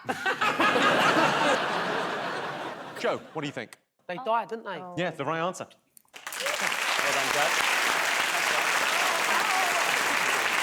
Yes, the worst thing about owning a pet is when they die, especially if it's a guide dog. You never make it home. Oh, Jimmy, you can't do that. Oh, Jimmy. I'll never forget where I was when I found out my dog was dead. In my car, reversing out the drive. No. OK, next question. Most useful thing Brits have learnt from their parents. Is that locks on the door are very important. It's Christmas 1992. I'm still not ready to talk about it. Things I saw in that room, Jimmy. Yeah. You can't unsee them, but you know they weren't wrestling. Is it like the birds and bees conversation? Because British people are quite prudish, aren't they? So I think they're quite... Because my parents are very efficient with that conversation. They really scared me about like, contraception and stuff. Like, even now, like, I'm on the pill, I've got 3 condoms on and a coil up my arse. What's the best thing your parents taught you? So my mum always taught me that to do my own washing, cleaning and ironing. Otherwise, I'll go out dirty, creased and hungry. From an early age, I learned to look after myself. Honestly, Stacey can go away for weeks. I can keep the kids alive, I can clean the house. I can keep the kids alive. Yeah. Stacey comes home, one of the kids is in the sink eating soap. we went Winter Wonderland. Right. And literally, we got to the top of the road and realised we forgot the baby. Forgot the baby. So one There were other people in the house, though, weren't there? There were 2 strangers in the house doing some building. I can confirm that. I saw that on Stacey's Instagram. You did you forget see the it? baby. Yep, he did. Forgot the baby. Catherine, did you learn anything from your parents? When I was growing up, my mom told me I was bullied, and she said, oh, the bullies are just jealous. I was like, girl, I know. I really believed that because I was bullied, it meant I was famous and everyone was obsessed with me. And, like, I really thought that. They'd, like, throw paper at my head in class. I'd be like, who should I make this out to? And thank them for their support. Because the only other place I'd seen women victimized for their looks was in magazines. And then when it happened to me, I thought I had arrived. Like, I really loved being bullied. I was like, haters gonna hate. I loved it. You were going to do great on this show. I know. Maisie, what do you think? My dad's like a proper Yorkshireman, so he speaks, like, once every 3 days. And when he does, what he says is so basic, you wonder if it's actually quite profound. What sort of thing? Well, he'll just sort of shuffle into the lounge and go, it's going to rain at 2. So most useful thing people learnt from their parents. Jamali, what did you learn from your parents? My dad always gave me weird advice. My dad was like a kind of real East End dude from Leighton. And when I was 14 years old, he sat me down and he goes, if you ever take ecstasy, take half. And that was his advice. That was his whole advice. You ever take ecstasy, take half. What solid advice there, kids. Because he goes, yeah, take half, see how you feel. It might be a dud, you might have to take another. That was... I don't want to criticise, but better advice would be a full MMR jab. OK, so most useful thing people learnt from their parents. What do you think the answer's going to be? Self-defense. Self-defense? Yeah. Your parents were coming at you. And you had to roll into a ball like a hedgehog. No, but I was one of 4 girls, and so we went at each other. But my stop it, Jimmy. So when I was in school, if there was ever any trouble, my dad would say, if someone kicks you in the shins, kick them back. If someone hits you in the face, hit them back. Just mirror them. Never be the first to throw the slap, but always stand up for yourself and never get caught. Yeah. My dad used to say, don't start it, but fucking finish it. Yeah. And never talk to the police.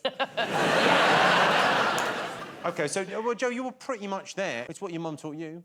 Cooking. Cooking is exactly right. Cooking. Yes, the most useful thing most Brits learn from their parents is how to cook. Also on the list is how to shave. Thanks, Mum. Never been smoother. Well, that sound tells me it's the end of the round and the end of the show, and I can tell you that Rob, Maisie and Joe are tonight's winners. Thanks to all our panellists, our wonderful studio audience, and to all of you watching at home. That's it from us. Good night.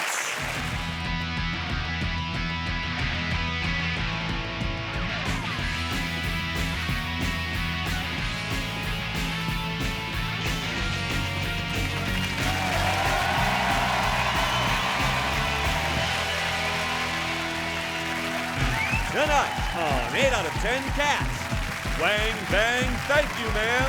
It's Bill Wang. 2 for the price of 1. It's Spencer and Vogue. And Rob Beckett, their team captain. And facing them tonight, the original Dairy Girl, it's Nadine Coyle. Show her the funny. It's Carrie Godliman. And Catherine Ryan, their team captain. Now, welcome your host, Jimmy Carr.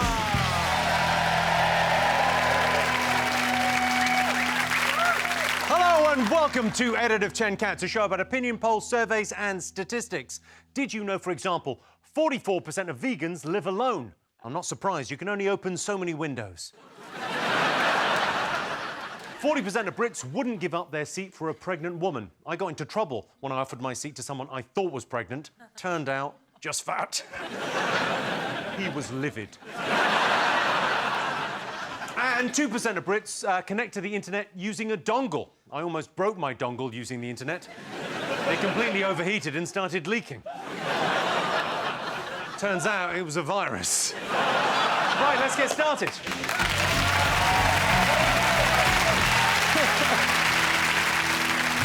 What are you talking about? That's the name of our first round. It's our panellists' job to guess the British public's top 3 most popular talking points. Catherine's team, what do you think the nation have been talking about the last week? Megxit? Megxit. Megxit. What do you They're reckon? calling it Megxit because, we're out of ideas. Everyone's saying it's her fault. Like, oh, I don't trust Meghan. I don't like the look of her. It's all Meghan. She's manipulative. It's amazing how much men can get away with. Like, Harry, dressed like a Nazi, fought in a war, he's naked in Vegas, taking drugs. All he had to do to wipe the slate clean was marry a black woman and fly economy. And now everyone's like, he's the Duke of Woke. It's very confusing to me because Meghan Markle's done backwards exactly my life. So, I was a waitress who hooked up with a creep from a trash family, and I left Canada because I wasn't getting enough attention. Spencer and Vogue, do you know them personally? Are you friends with them? No, we don't know them, sadly. I like their job. They're an old one. Yeah. I think ultimately everyone would be more comfortable with them doing whatever they want if they did it properly, no? If they'd told the Queen and done it normally, it would have probably been all right. I don't know about you, but I've never run anything I've done in my life past my nana. Literally nothing. The idea that they have to, it must be so difficult to explain to your hot new girlfriend, oh, yeah, we've got to just run that by my nan because... No, I know. I know I'm your man and I love you and you love me, but I just want to get permission from my nan. But she's got to talk to my granddad first, and then we'll see what my dad says. And then I'll get back to you. What? Well, we had to have a family summit this week because we thought either one of the kids or the cat had shit on the table. One of the kids or the cat? Yeah, but... Oh, so you'd ruled out your partner? Yeah. Progress in your family? Me and Lou had a frank discussion, it weren't us. And then it worked out, it was just a gone-off bit of avocado. Oh. Megan. I can't believe you confused avocado for cat shit. What are you feeding your I kids? feed my cat mainly Lenore. Very, very nice-smelling poo it has. Can't say that, allegedly. Can't feed it. I don't do that to my cat. Not Lenore, just the own brand stuff, cheaper. Rob, what do you think of Meghan Markle? Do you like her? Well, it's not gone smoothly, has it? Let's be honest, I think it'd be easier to leave ISIS than the royal family. I think that jihadi bride looks less stressed than Meghan. Do you think the jihadi bride's looking at it going, fucking hell, she's having a rough ride?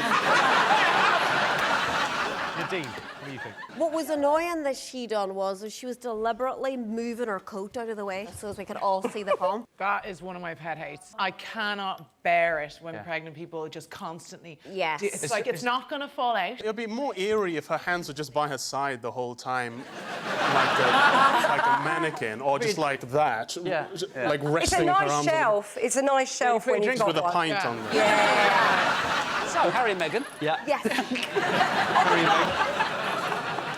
There is a naivety in this move. I understand that the press have been hounding them, whatever, and they want to quit the royal family now to sort of escape the press attention by doing the most newsworthy thing they could possibly do in this situation. They seem to think that if they leave the press alone, the press will leave them alone, like they're bears. Yeah. They're more scared of you than you are of them. It's kind of hard to understand how you retire from not having a job.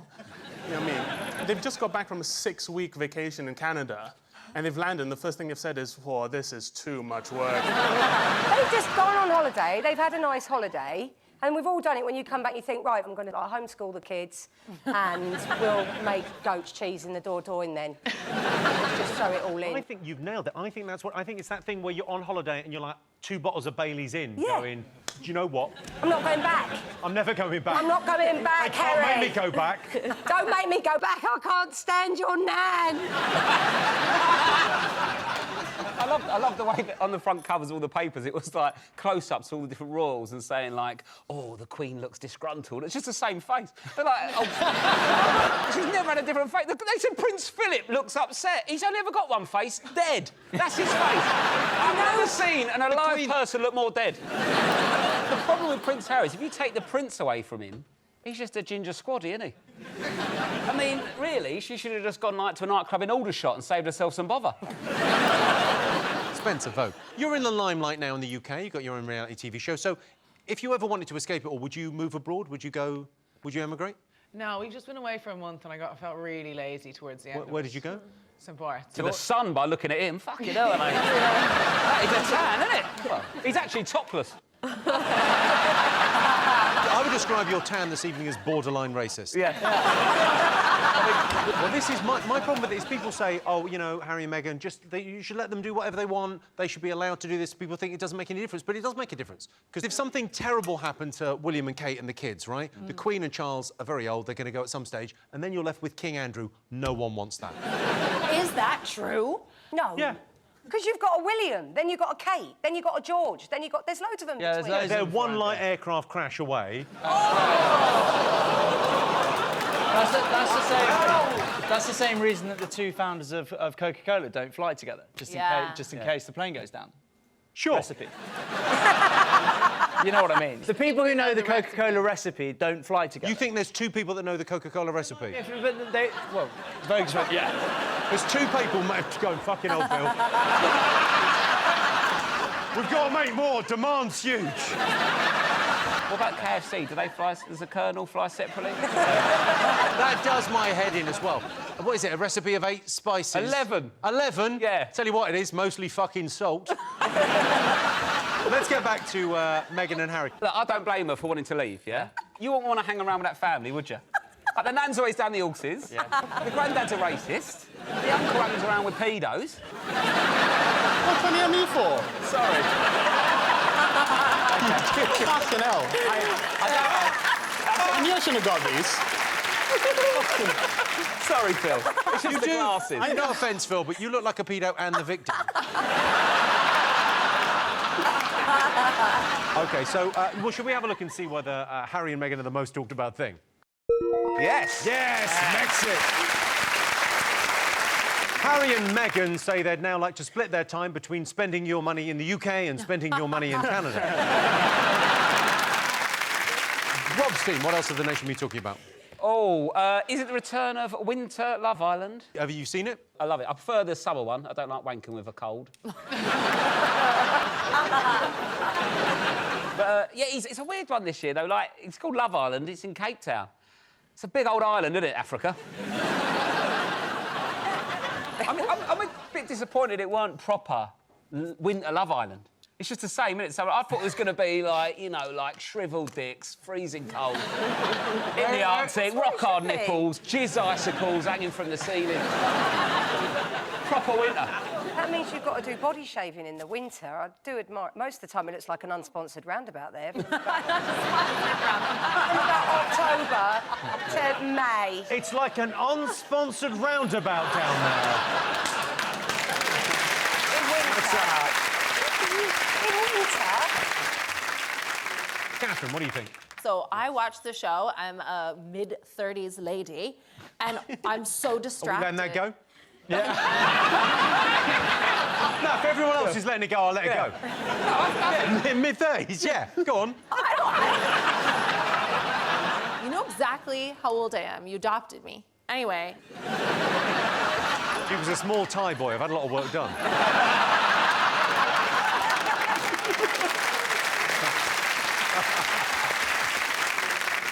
So, you watch it, right? You love it. I am distracted by the lack of skincare and sun protection in the... It's really making it impossible for me to watch. I can see them cooking, I can smell it. And it's really upsetting for me. Like, it's just going to be Melanoma Island. I was in South Africa once, and I got burnt through a T-shirt. I didn't know that was a thing. I was on the beach, and I got sunburned through a T-shirt. And it's about time someone said it. Gingers get too much flack. Blondies burn the same. Yeah. For years and years, gingers have taken it. Oh, blondes go, we're dead. We cannot take it. I burnt through a T-shirt, mate. Is that a thing? Yeah, I went to Jamaica, I put 50 on my head every day, redhead. Well, where do you go beyond 50? You can't get a 90. You can't get a 90. You can get a 90. I saw 100 once. Did you? Yeah. Spencer, what's your secret to tanning? What do you put oil on? I mean, you're incredibly... Bit of oil, yeah. You put oil on? Oil with no factor. You got antibiotics because he got blisters all over his lip. Ages ago. No, that was 2 weeks ago. He got blisters on his lips and he told you that was sunburn, did he? I just went into town, love. I got terrible sunburn on my winky as well. I can't believe it. You're the colour I want my decking to be. Decking.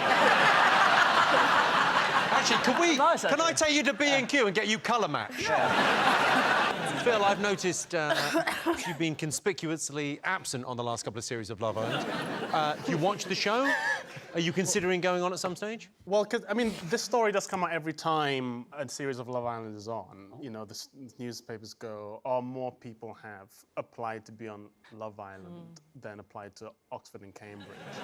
And now I went to Cambridge, and it was a toss-up. I think Love Island's quite a toss-up some nights. Plus, Phil, you're thinking, oh, Oxford, Cambridge, Love Island, do I want 50 grand of debt or £500,000 and a blowjob in a hammock? It does seem like the better option. And those kids are never going to university. They think the Labour leadership contest is like who gives birth the quickest. They don't know anything. Nadine, what do you think of Love Island? I think it's all right. I think, like, there's only so many thongs you can see before you're like, oh, I'm kind of over it. I do you know, not but agree. I feel... I could not disagree more strongly. I kind of think, like, and they really, like, zoom right into the bums, too. Like, it's the only thing that gets you through the conversations, though, isn't it? Some days, and they sort of lie about what they want. They go, I'm here to find love. You're not, are you? Just be honest. Just like, I'm here... Bit of fame. Well, yeah, I want 1 million Instagram followers, a boohoo deal, and a scaffolder from Wigan to fuck my head off. That's what I want. See you later. But that's what Ollie said, Rob. He left because he said, oh, I found out after 3 days, the posh hunter left. He said, no, I miss my ex-girlfriend. I'm in love with her, and this is about finding love. And I was sad to see him go because I think the planet's wildlife were a lot safer while he was in. Yeah. And his ex-bird doesn't want to get back at him. It was because of the... How do you know that? How do you even know Listen, anything it about said it in this? the Daily Mail. It's true. You two thought about maybe breaking up? We absolutely love each other. She's got this profound love of the Daily Mail, and I just can't read it. Yeah, but once you learn to read, yeah, you'll be able to get involved. She's got. Oh. Well, let's have a look and see if Love Island is up there. Yes, it's Love Island. In the age of Me Too and political correctness, Love Island is essentially ITV2's way of saying, go on, treat yourself, have a wank. Still trying to guess the nation's most popular talking points. OK, fingers on buzzers. Rob's team. Is it Big Ben Bong? They want the Big Ben to bong for breakfast. Big Ben Bong sounds like a white bloke with dreadlocks that can get you weed. Yeah. I was just thinking that. Have you asked Big Ben Bong? Yeah. Great guy. Tabloids love alliteration, don't they? They could have gone a bit further with it. What about Big Bong, Big Bang, Bulldog Brexit? Bugger Sabone, you bloody bastards. I love it. I can't wait to hear it. I'm so glad that we've taken back control from the frivolous EU to talk about spending £500,000 on a giant clock. Does anyone know why it's going to cost 500k to ring the... Exactly, that's to just bang the bell? clapper I is think missing, he said. I think it might be because some of Rob's family are involved in the building work. Yeah. How much? How do you lose the clapper? Get it done in 2 weeks, you're having a fucking laugh, mate. How badly... what kind of state is this bell in? Just get a new bell. For 500 grand, I'll get you a bell. Give me 500 grand, I'll get you a bell you can bong. Well, I can tell you Big Ben's bong campaign for Brexit is not one of the most talked about things this week. Please feel free to write into the show telling us Big Ben is only the name of the bell and the building itself is actually named the Elizabeth Tower. And don't forget to mark your envelopes pedantic twat.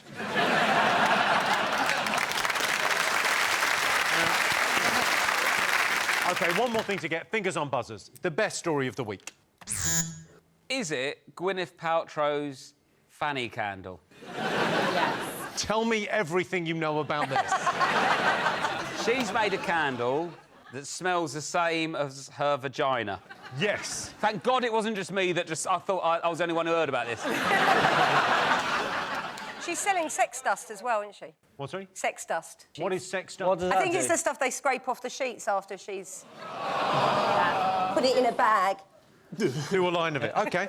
I feel sorry for her kids. Imagine going to school, your name's already Apple, right? And someone comes up and goes, I know what your mum's fanny smells like. And they do. Yeah. Gwyneth Paltrow also sells vagina eggs. That it's like resistance training for drug mules. You put like an egg up yourself and then you like go around all day and go to your CEO job or whatever, and then you have really strong pelvic floor. And a lovely boiled egg when you get home.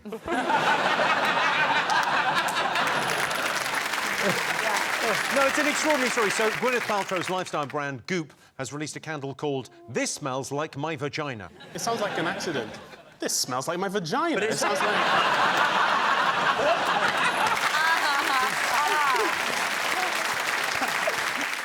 Here's a picture of the candle everyone's making a fuss about. Doesn't look like much, does it?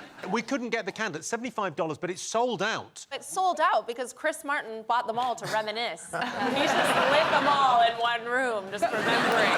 You could release a candle, couldn't you? Like a knob candle. Yeah. That smells of, like, Parmesan and jizz and WD-40. Just stick a wick in a bit of a gorgonzola. Don't get me wrong, right? Don't get me wrong here. I love a vagina. Yeah. But I'll be honest, the smell's not my favourite part. It's all about context, isn't it? Yeah. You want to smell a vagina when you're expecting to smell a vagina. It's like toast. Yes. If you're making toast and you can smell toast, great. And if you can't... If you're not making toast and you can smell toast, you need to call an ambulance. It's a stroke. Well, we've had one made up. I don't know if you can read that, but we've got the ingredients from their website of what was in it. What's in it? It's citrusy bergamot. Bergamot? She wishes it smelled like bergamot. Have a go on that. Is that what yours? No, it's not. Let's have a look. Well, I don't know. I don't smell it myself. Let's have a look. Let's have a look. You as many as I'll be the judge of this. Oh, yeah, darling, it's remarkably similar. It's a very nice candle. Every single person who sees that candle is going to want to smell it, aren't they? Because, No way. No way. Chris Martin would not have got divorced. Rob, let me give the other guys a go. It's a lovely candle. It is a nice candle. very nice. You know the goop thing isn't hers either. It's not her goop. No. It's a bunch of investors paid her to be the spokesperson for it. It's not her company. Whose vagina have I just sniffed there? So many questions. Excuse me, on this side, we think our vaginas smell like this. That is exactly what my vagina smells Because, Phil, like, go in and find out. We'll just... Soapy. Go on, Phil. Phil, listen.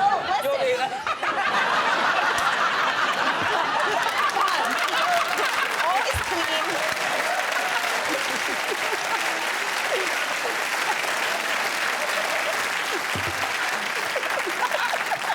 Wow.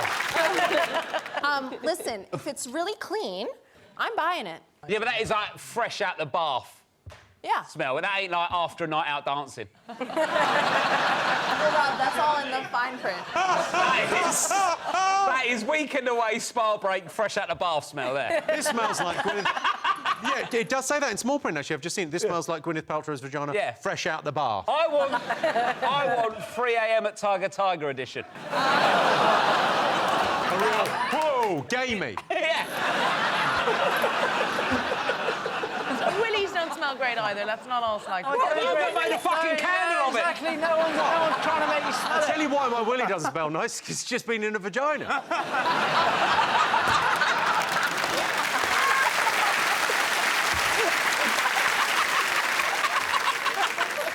That's a new low for us, isn't it? OK, let's see if it's up there. Yes, it's Gwyneth Paltrow's vagina-scented candle. Gwyneth Paltrow so up herself, and so are her candles.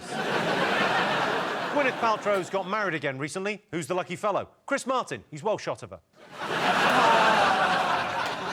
So those were the nation's most popular talking points. But in other news, The Masked Singer has been a huge hit. I love it. You're constantly thinking, who is it? Who is it? And then they're unmasked, and you think, who is it? The Oscar nominations. The Irishman has 10 nominations. In the film, they use de-aging technology, first developed for Catherine Ryan. Do you know how livid I was when I saw that? Like, you've had anti-aging technology this whole time? Move on. You're probably upset now, but we can't tell. Jimmy! Your face hasn't changed for 15 years.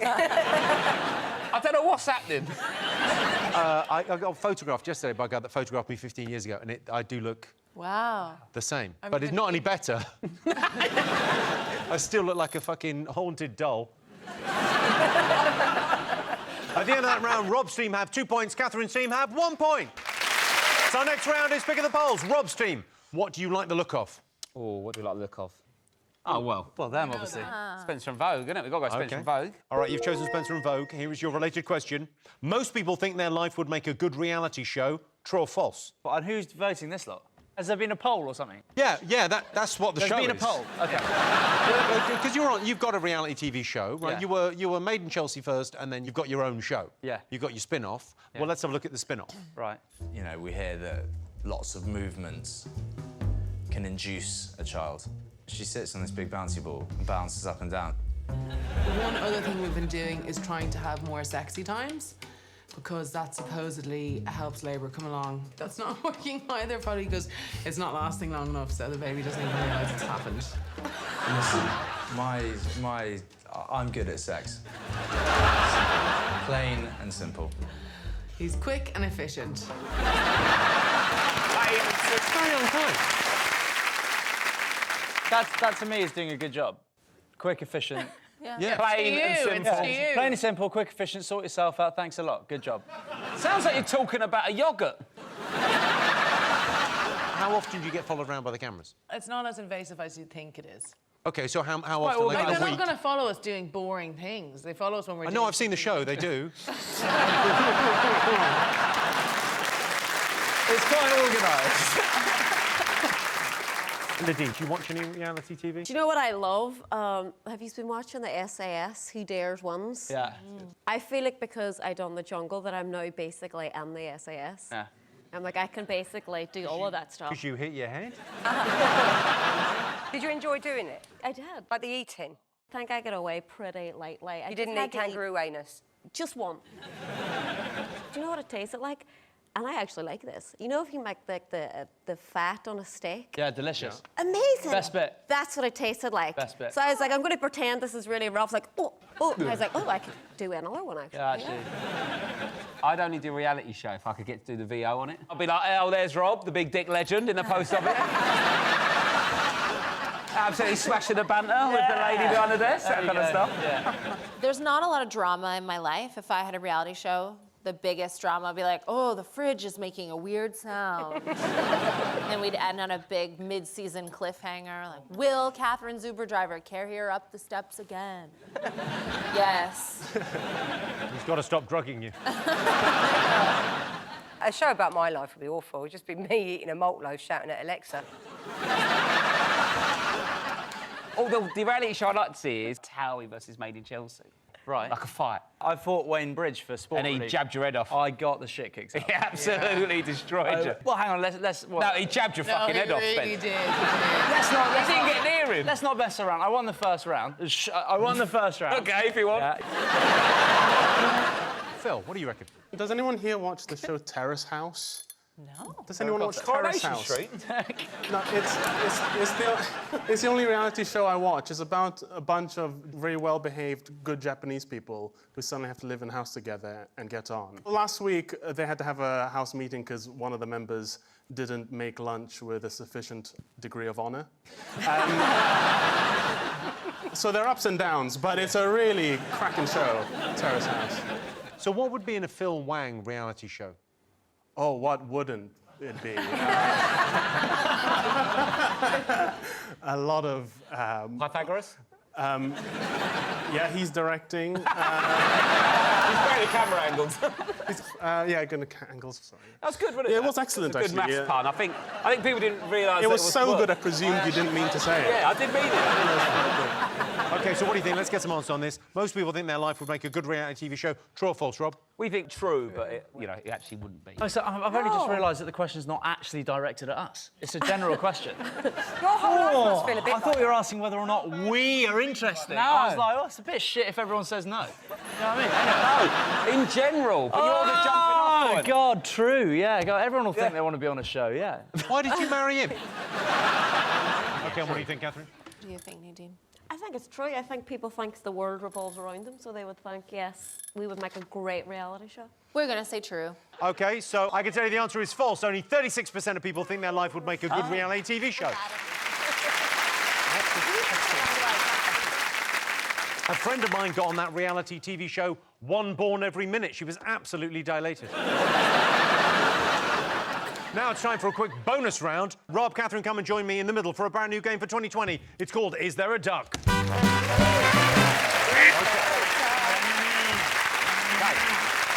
The rules of Is There a Duck are simple. Catherine, you'll be blindfolded. You'll have to guess if there's a duck.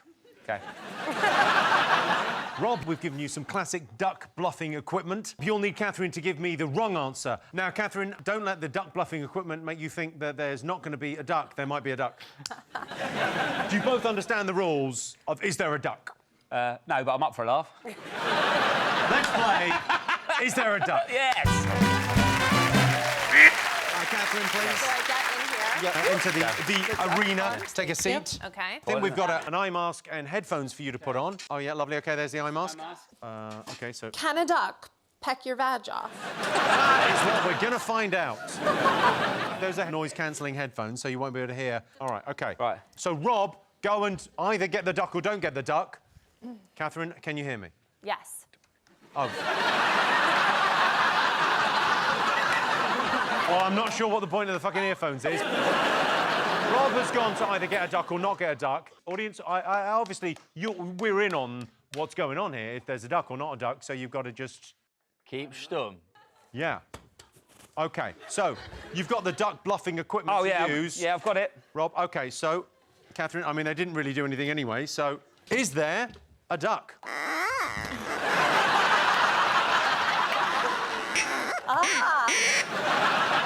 Still feel there's no duck.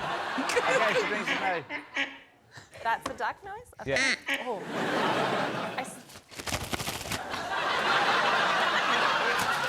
I'm mean, that just sounds like London on any rainy day. I sort of feel like Rob's having a ducking breakdown. Ah, I like Weird that, now, isn't Bob. it? I'm not sure what we're doing anymore. Do you know what? Oh my God, Rob. What if it's not a duck, but something bigger? Like, what's bigger than a duck? A tiger. Goose? A tiger. It goes duck, goose, swan, doesn't it? Longer the neck, new bird. That's how it works. Duck's got a little neck, goose longer neck, swan biggest neck, then giraffe, but I don't think that's a bird. Oh, I tell you what, Attenborough goes, he's got the job. Right. I put it to you, is there a duck? I mean, a duck has not interacted with me, but I feel that there must be one. Otherwise, you two guys are just tying up women and then being like, is there a duck? And then they agree to, like, come into your weird fucking sex game. Don't hate the player, hate the day. OK, Catherine, so is there a duck? Final answer, please. I think that this is a weird game between you two about power, and I don't think there was ever a duck. OK, blindfold off.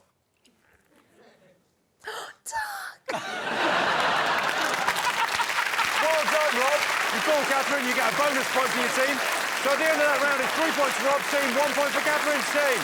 You're off to get some pancakes and hosting sauce. The winner is the name of our final round. Here's your first one. A top thing Brits feel guilty about. What do you think, Phil? What do you feel guilty about? When you tell the waiter that the meal was lovely, but there was a pube in your pasta. Very British, yeah. It's very British, and it wasn't lovely. It was full of pubes.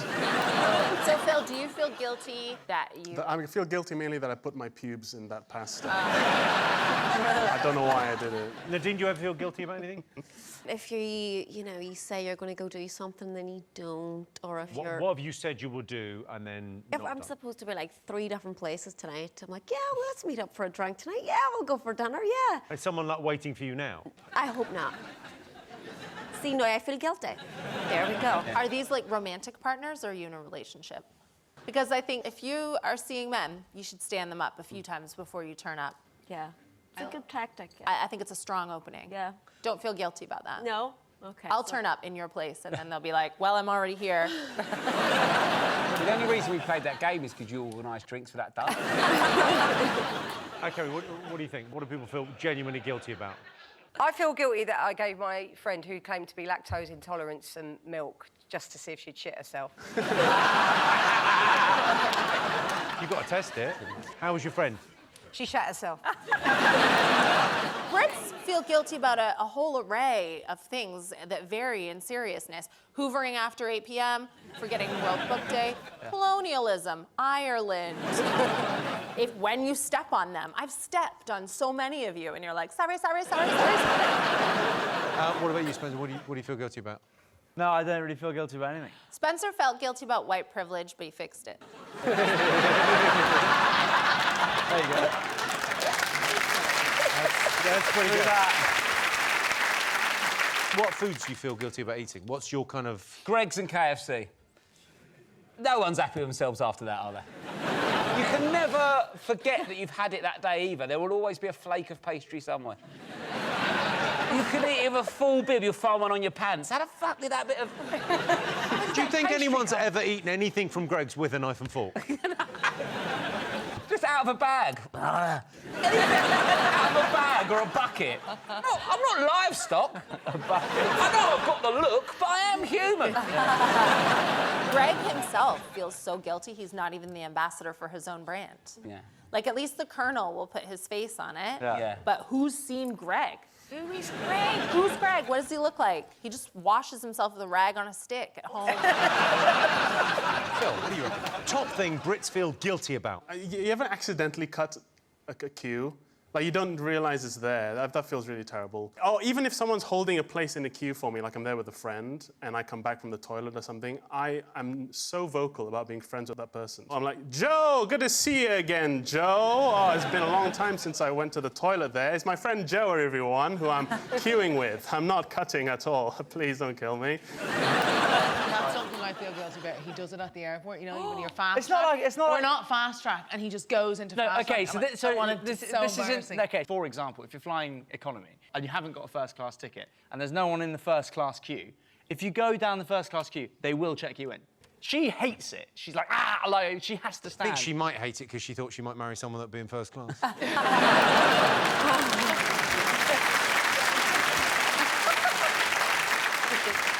OK, so top thing Brits feel guilty about. What do you think? Being overindulgent.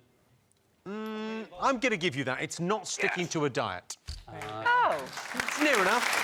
The other side of that. Yes, the top thing British people feel guilty about is not sticking to a diet. I'm not saying that we're a nation full of fatties, but these days the only diet most Brits have tried is diabetes.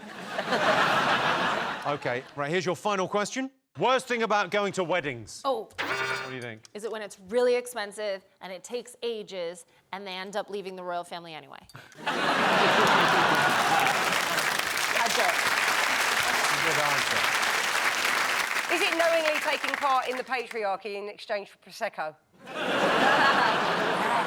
What do you think, Nadine? Do you like a wedding?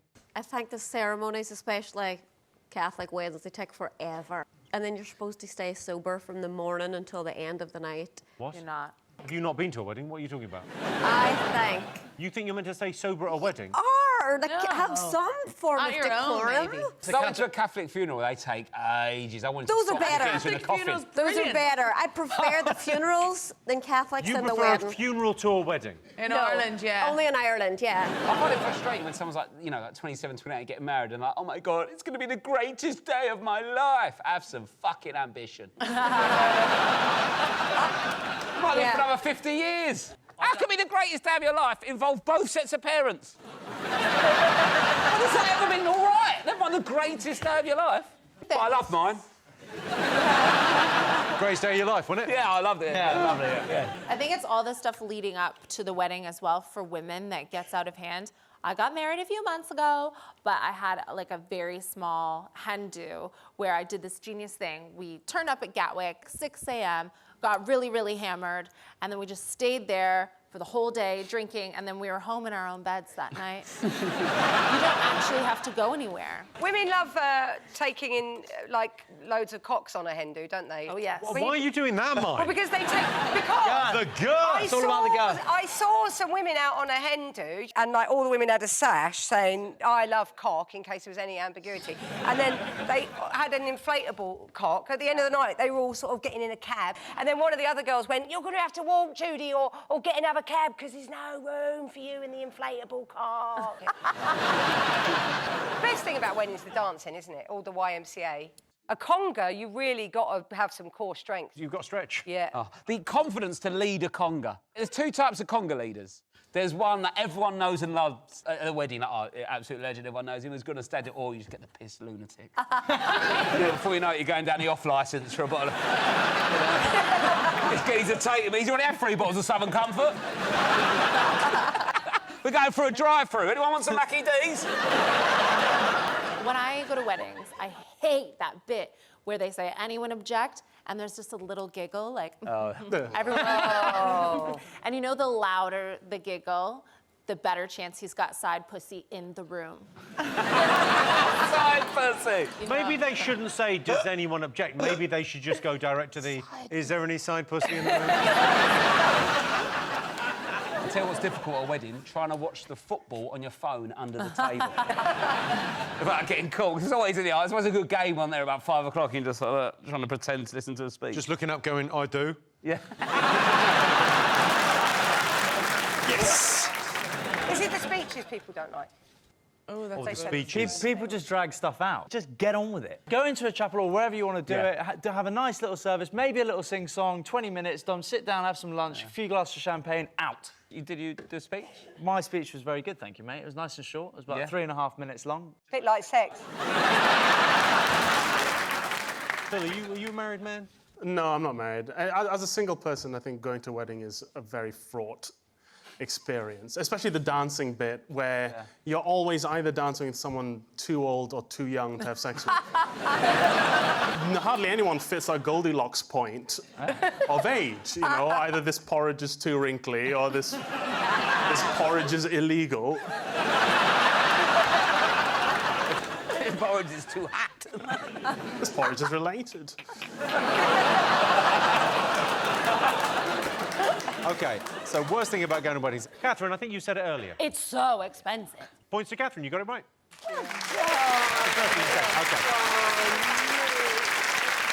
Yes, the worst thing about going to weddings is it's expensive. There are ways of saving money at weddings, though. Just go up to the pile of presents, pick the biggest one, and where it says from, just write, and Jimmy. Well, that sound tells me it's the end of the round and the end of the show, and I can tell you that Rob's team are the winners. Thanks to all our panelists, our wonderful studio audience, and to all of you watching at home. That's it for us. Good night.